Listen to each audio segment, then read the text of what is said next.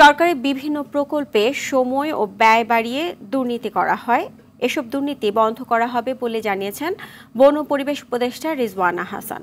সচিবালয়ে সরকারি ক্রয় বিধিমালা সংক্রান্ত কমিটির বৈঠক শেষে এসব কথা জানান উপদেষ্টা।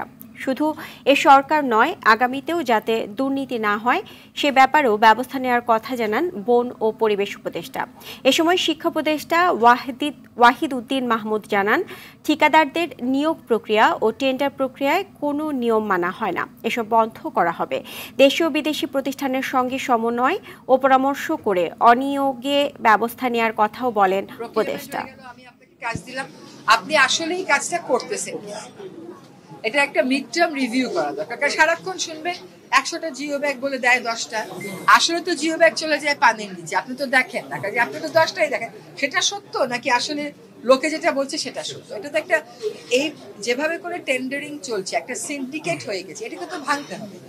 পাবলিক প্রকিউরমেন্ট রুলে কোথায় কোথায় ব্যর্থতা আছে, কোথায় কোথায় সংযোজন বিয়োজন করলে আসলে এই সিন্ডিকেটটা অন্তত কিছুটা হলেও আমরা নিয়ন্ত্রণে আনতে পারবো, সেটা বুঝবার জন্যই আজকের এই আলোচনা।